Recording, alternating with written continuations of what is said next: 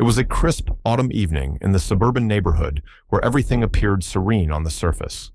The houses were immaculate, lawns freshly trimmed, and children's bikes neatly parked along the sidewalks. Julia Anderson peeked out the large bay window of her living room, watching as the sun dipped below the horizon, casting a golden hue over the neighborhood. She and her husband Tom were getting ready for a gala at his company, an annual charity event that required all the trappings of formal attire and polite conversation. Julia fidgeted with the pearl necklace around her neck, feeling uneasy about leaving their 6-year-old daughter, Emma, for the night. They had hired a babysitter from a reputable agency, but this would be the first time someone new would be watching over Emma. "Do you think this babysitter will be good?" Julia asked Tom, who was adjusting his cufflinks in the hallway mirror. "Julia, the agency came highly recommended. I'm sure it'll be fine," Tom replied, his voice calm but dismissive. The doorbell rang, and Julia's heart skipped a beat. "That must be her," she said, heading toward the front door. Tom followed closely behind, slipping on his jacket. Julia opened the door, expecting to see a familiar, comforting face, but instead, her smile faltered. Standing on the porch was a young black woman, dressed neatly in a casual sweater and jeans, her hands clasped together as she smiled warmly. "Hi, I'm Tanya," the woman said, extending a hand. "I'm here from the agency to babysit Emma." Julia froze for a moment, her mind racing. This wasn't what she had imagined. The woman standing before her was nothing like the babysitters she had seen in her neighborhood before, mostly young white women from local colleges. Her mind spun with excuses, reasons to send Tanya away, but none seemed to materialize. She hesitated, glancing back at Tom, whose expression mirrored her own discomfort. Are you sure you have the right house?" Julia asked, her voice faltering as she tried to maintain her composure. Tanya's smile faltered just a bit, but she kept her tone polite. "Yes, ma'am, the Andersons, right? I have all the details here," she said, holding up her phone to show the agency's confirmation email. Julia's pulse quickened as she glanced at the email. It was all correct. This was the right babysitter. She knew she couldn't outright refuse her, but something inside her tightened, an inexplicable, irrational discomfort. "I think there might have been a mistake. We, weren't expecting someone from the city," Julia stammered, her tone more apologetic than accusatory. Tanya's face remained calm, though a flicker of understanding crossed her eyes. She knew exactly what was happening. She had seen this look before, the polite hesitation, the subtle, unspoken message that she wasn't quite what they had pictured. But she had been trained to handle this. "I assure you, Mrs. Anderson, I've babysat for many families, and the agency has all my credentials. Emma will be in good hands," Tanya said, keeping her voice level and professional. Tom, standing just behind Julia, cleared his throat. "Do you have references?" he asked, his tone stiff. Tanya nodded. "Yes, of course. I've worked with several families through the agency, and I'm also CPR certified. I've been babysitting for over 5 years." Before Julia could respond, there was a loud thud from upstairs, followed by the sound of small feet rushing down the staircase. Emma, their daughter, appeared at the top of the stairs, her blonde hair bouncing as she hurried toward the door. "Is that my babysitter?" Emma asked excitedly, peering over the banister. "Is Tanya here?" Julia's eyes widened in surprise as Emma ran up to the door, her face lighting up when she saw Tanya. "Tanya, you're here!" Julia glanced at Tom, confused. "Wait, you know her?" Emma nodded enthusiastically. "Yeah, Mommy. Tanya babysat me at Lily's house during a sleepover last month. She's so much fun. She read me stories and taught me a new game." Julia blinked in disbelief, her mind racing to catch up. She hadn't been at that sleepover, so she hadn't met Tanya before. And yet, here was her daughter, bubbling with excitement, clearly thrilled to see her. Tanya's smile softened, her eyes meeting Emma's with warmth. "Hey there, Emma.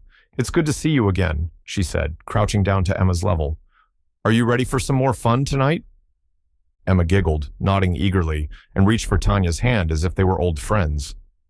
Julia and Tom exchanged an awkward glance. This was the last thing they had expected. I didn't realize you'd met her before," Julia said, her voice quieter now, her earlier objections crumbling in the face of her daughter's obvious comfort with Tanya. Tom shifted uncomfortably beside her, still hesitant. It's just that we weren't really expecting... Before he could finish, Emma interrupted, her innocent voice cutting through the tension. Mommy, why don't you like Tanya? The question landed like a bomb, echoing in the air between them. Julia's breath caught in her throat, and she could feel the color drain from her face. Tom stiffened, his eyes darting toward his wife, unsure of how to respond. What do you mean, sweetie? Julia asked, trying to keep her voice steady. Emma looked up at her parents, her blue eyes wide with confusion. You always say people are nice when they help others, and Tanya's the nicest. Why are you being mean to her? The room went silent. Tanya stood there, her face calm, but her eyes revealing a quiet understanding. She had heard it all before, subtle rejections wrapped in politeness, people struggling to reconcile their discomfort with their desire to appear decent. But hearing it from a child, so innocent and unfiltered, was different. It exposed the raw truth in a way that nothing else could. Julia's heart pounded in her chest. Her daughter's words had cut straight through her defenses, forcing her to confront the reality of her actions. She had prided herself on being open-minded, on teaching Emma about kindness and respect for all people. But here she was, caught in a moment where her own biases had been laid bare, not by anyone else, but by her own child. I'm not being mean, Emma, Julia said weakly, struggling to find the right words. I just didn't know. Didn't know what? Emma pressed, her voice innocent but relentless. That Tanya's nice? She's the best babysitter. Julia felt her cheeks flush with embarrassment. She glanced at Tom, who looked equally uncomfortable, but neither of them could deny the truth in their daughter's words. They had judged Tanya before even giving her a chance, and now their own child was calling them out on it. Tom cleared his throat, stepping forward. Emma's right, he said, his voice more composed now. We've been rude, and we owe you an apology, Tanya. Julia nodded, still feeling the sting of shame. Yes, we're sorry, she added quickly. We were wrong to make you feel unwelcome. We've just never had someone new before, and we overreacted. Tanya remained silent for a moment, her expression unreadable. Then she smiled softly. Thank you. I appreciate that, she said, her voice kind but firm. Emma, oblivious to the tension, tugged on Tanya's hand. Come on, Tanya, let's go play. Tanya chuckled, her eyes brightening. All right, let's go, she said, letting Emma lead her into the living room, where toys were scattered across the floor. As Tanya and Emma disappeared into the other room, Julia and Tom stood in the hallway, both feeling the weight of the moment settle over them. They exchanged a look, a silent acknowledgement passing between them. Wow, Tom murmured, shaking his head. I didn't expect that. Now, Julia let out a breath she hadn't realized she was holding. Neither did I. The evening passed without incident. Tanya and Emma played games, read stories, and watched a movie together. The bond between them was clear, and Emma's happiness was undeniable. When Julia and Tom returned later that night, Tanya had already put Emma to bed. How did it go? Julia asked, feeling slightly awkward but genuinely curious.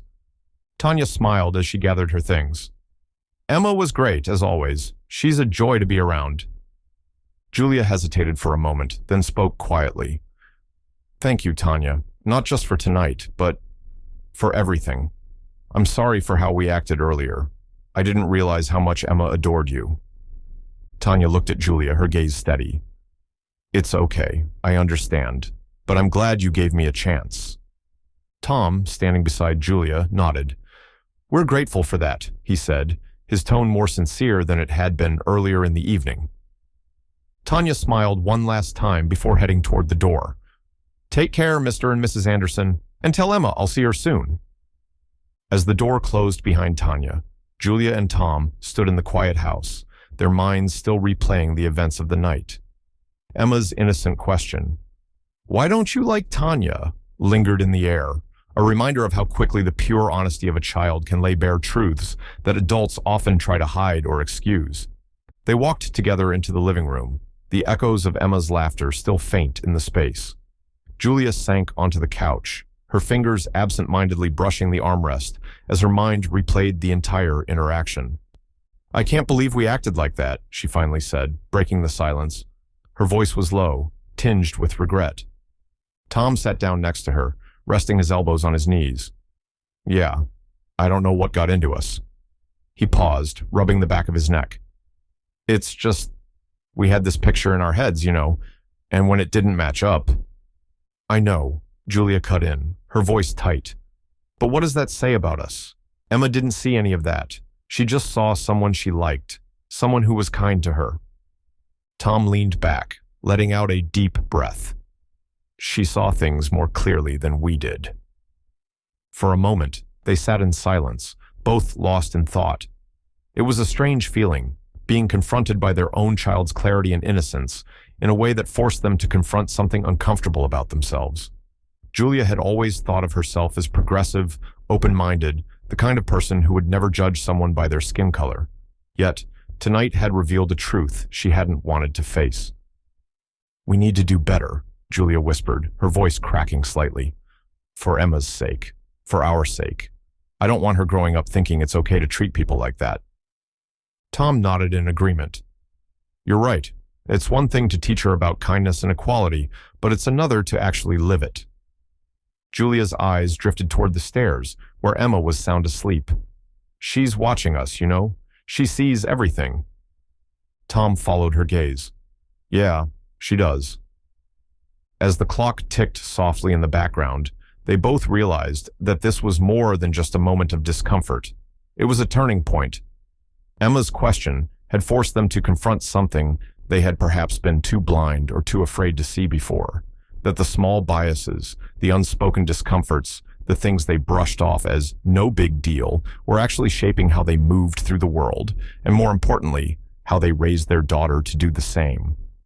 The next morning, Emma bounded downstairs with her usual energy, her blonde hair messy from sleep, and her favorite stuffed bunny clutched in her hand. "Morning, Mommy. Morning, Daddy," she chirped, climbing onto the chair at the breakfast table. Julia smiled at her daughter, feeling a tightness in her chest. "Good morning, sweetheart.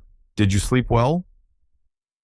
"Uh-huh," Emma nodded, already shoveling cereal into her mouth. "Tanya said she'll come back soon. Can she, Mommy?" Julia exchanged a glance with Tom before answering. "Of course, sweetie, we'll ask her to come back." Emma beamed and went back to eating, her small world still full of the simple, joyful truths that children often carry. Later that day, as Julia tidied up the house, she found a crayon drawing Emma had made the previous night. It was a picture of herself, Tanya, and Emma holding hands, with a bright sun shining down on them. Beneath the drawing, in Emma's wobbly handwriting, were the words, "Tanya is the best." Julia stared at the picture for a long moment, feeling a warmth spread through her chest. It wasn't just a child's innocent scribble. It was a reminder of the truth Emma had seen so clearly, the truth that she and Tom had nearly ignored. People are people, and kindness transcends any differences. That evening, Julia called the babysitting agency. "Hi, I'd like to request Tanya again for our next night out," she said, her voice steady. The woman on the other end confirmed the booking, and Julia hung up the phone, feeling lighter. It was a small step, but it felt important. When she told Emma later that Tanya would be coming back, her daughter squealed with joy. "Yay, I love Tanya!" Emma exclaimed, throwing her arms around Julia's waist. Julia knelt down, pulling Emma into a tight hug. "You know what, sweetie?" she whispered into her daughter's ear. "I think I love her too." As the days went by, the memory of that evening stayed with Julia and Tom. It wasn't just about Tanya. It was about the way they approached the world, the way they judged others without realizing it. They began to catch themselves in small moments, questioning their assumptions, working to unlearn the biases they had unknowingly carried with them for so long. It wasn't an overnight transformation, but it was a start that had been sparked by their daughter's innocence and Tanya's quiet grace. The next time Tanya came to babysit, Julia and Tom greeted her warmly at the door, their smiles genuine and welcoming. This time, there was no hesitation, no awkward glances. Emma ran up to Tanya with open arms, and the house was filled with laughter and joy once again. And as Julia watched from the kitchen, she realized something. Sometimes, the greatest lessons come from the most unexpected places. In this case, it had come from a child's simple, honest question and a babysitter's quiet dignity. Maybe, Julia thought, it wasn't too late to change, to be the kind of people they wanted Emma to look up to. And maybe, just maybe, they could teach their daughter that kindness wasn't just something you spoke about. It was something you lived, something you showed in every small moment to every person who walked through your door.